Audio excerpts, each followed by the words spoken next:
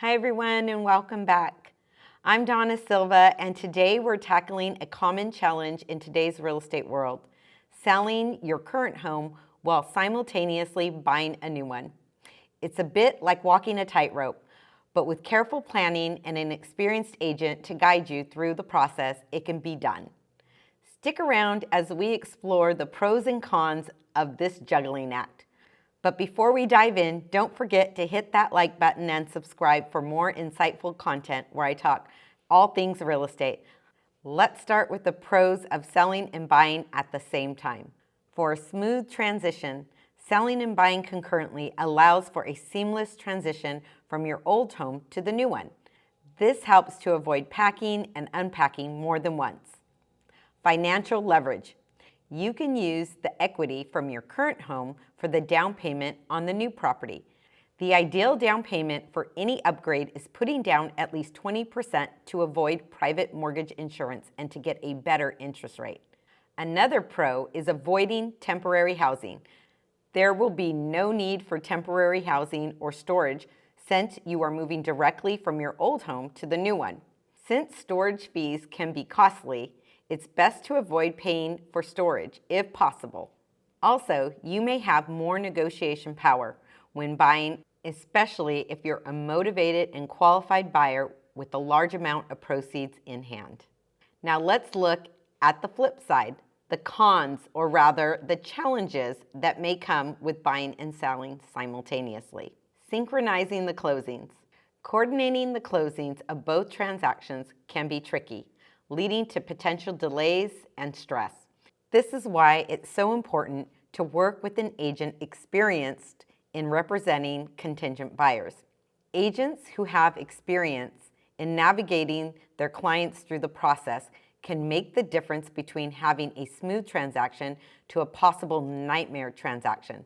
This may also be a bit of a challenge if you have not closed escrow on your current home, as most sellers may not want to accept an offer from a buyer who is contingent upon selling their existing home due to the risk involved and the uncertainty of a successful closing.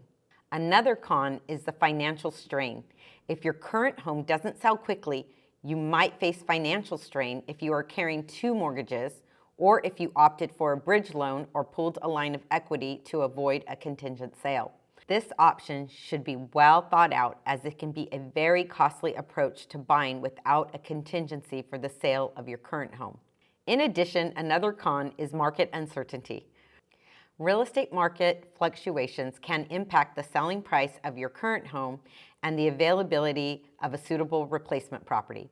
This scenario tends to be one of the biggest concerns for sellers looking to upgrade their current home.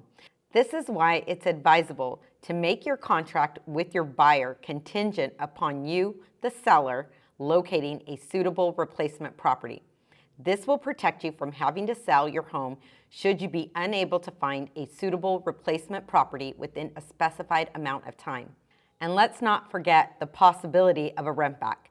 Due to the timing of the closing on your current home and the transferring of funds to your new home purchase, sellers often must request a seller rent back from the buyer of their current home. Depending on the terms of your contract, you may find yourself having to pay a daily fee to the new owner for every day you remain in the property following the close of escrow.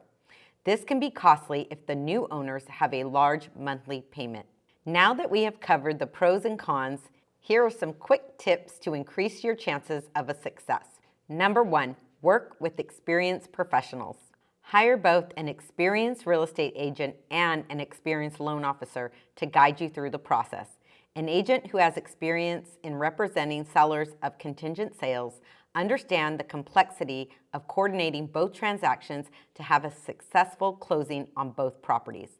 An experienced loan officer will better be able to ensure the proceeds from your current sale transfer smoothly to your new home purchase, especially in the event you are working with two separate escrow companies. In addition, an experienced loan officer is going to guide you in making the right decision on your loan product based on your financial situation.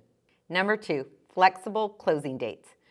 Negotiate flexible closing dates to accommodate potential delays.